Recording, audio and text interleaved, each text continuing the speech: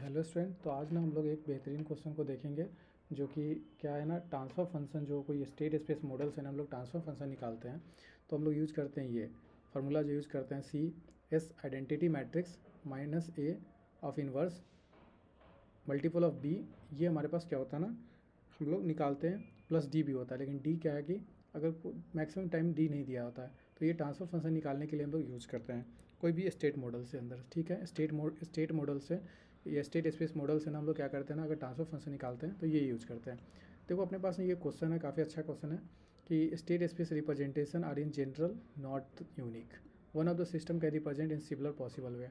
एक सिस्टम को हम सिमिलर या पॉसिबल डिफरेंट पॉसिबल वे में रिप्रेजेंट कर, one system is represent similar possible way which is not which is following not the space representation of the system for representation by the system represented by the flowing transfer function.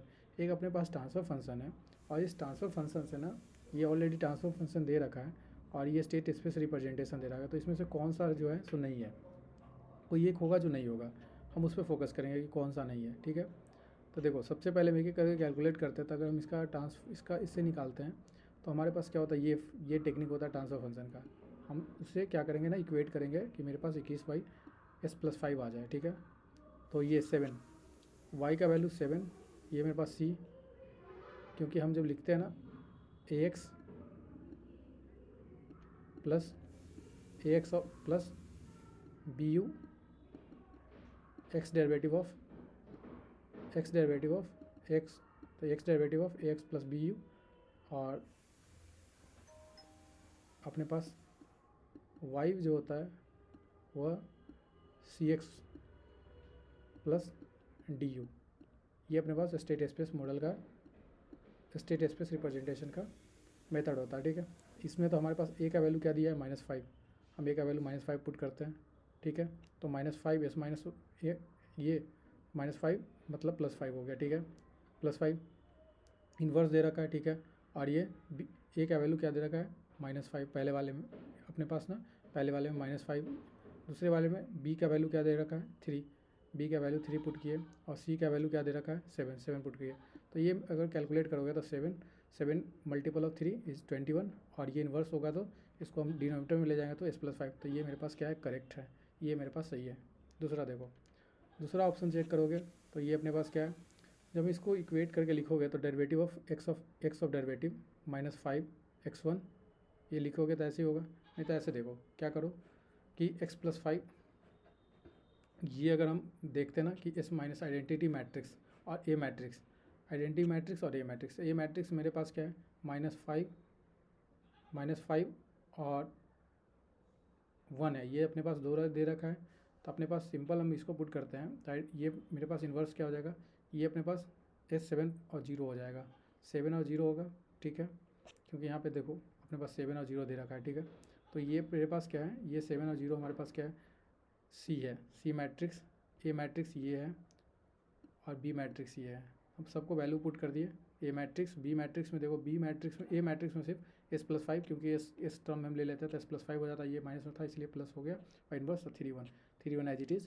अब यहाँ से solve करते हैं तो मेरे पास क्या होता है, इसका इन्वर्स निकालते हैं, इस सबका एज इट इज़ है, और इसका इन्वर्स निकालते हैं तो 1/s+5 का इन्वर्स क्या होता है 1/s+5, इसका s+1, तो ये मल्टीपल करोगे तो क्या हो जाएगा s+5, और ये 7 × 3, ये हो जाता 7। देखो इससे पहले मल्टीपल कर लेते हैं, ये 3/7+5, और ये तो 0 मल्टीपल ऑफ 0, यहाँ तो 0 मल्टीपल ऑफ 0, ये और ये मल्टीपल होता तो क्या होता, ये मल्टीपल हो रहा है ना, इसका 0 से मल्टीपल करते हैं, और ये तो ये मेरे पास मल्टीपल का होके टर्म आ रहा है, ये टर्म आ रहा है हमारे पास, मतलब ये जो आ रहा है ना वो 1/s+5 आ रहा है, और दिस मल्टीपल ऑफ दिस, और एक टर्म और आ रहा है, और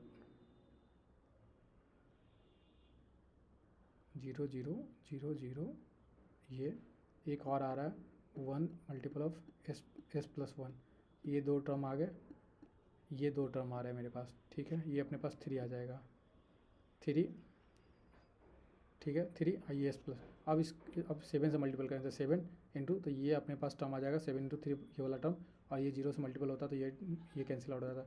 21 से S/5, तो ये भी अपने पास क्या है, करेक्ट है। ठीक है, चेक करते हैं third.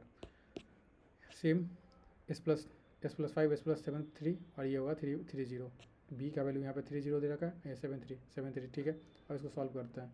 Same as it is हो जाएगा, ये आ जाएगा 3/S+5, ये आ जाएगा अपने पास 1/S+। जब इसको सॉल्व करेंगे, नहीं देखो ये तो 3/5, ये 0 हो जाएगा, इसमें भी 0 और इसमें 0, तो ये टर्म नहीं आएगा, सिर्फ ये वाला ऊपर वाला टर्म आ जाएगा। 7 × 3 21, और सेकेंड टर्म है ही नहीं अपने पास, सेकेंड पहले रो के साथ पहले कॉलम और दूसरे वाला हमारे पास 0 ही है, तो हमारे पास जो 21/5, तो ये भी अपना पास क्या है, करेक्ट है।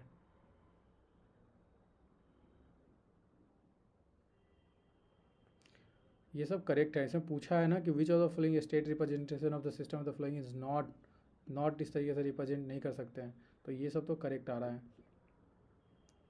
जब इसको करोगे ना, तो ये S+5 S+3 ये इनवर्स, तो ये सेम एज इट इज़ 7 3। आप देखो यहाँ पे करोगे तो ये सेम एज इट इज 3 1 है, तो 3 1 मतलब 3/S+5, ये है 1/S+1 आता। ठीक है, अब देखो ये 3 था तो 7 × 21/S+5, और ये एक और प्लस में आ जाता 3S+1, तो हमारे पास तो टर्म इतना ही था, तो ये क्या होता है, इनकरेक्ट होता है। और ऑप्शन में बोला गया था कि नॉट वाला ऑप्शन बोला गया कि कौन सा नहीं है स्टेट स्पेस रिप्रेजेंटेशन, तो ये होगा हमारे पास आंसर।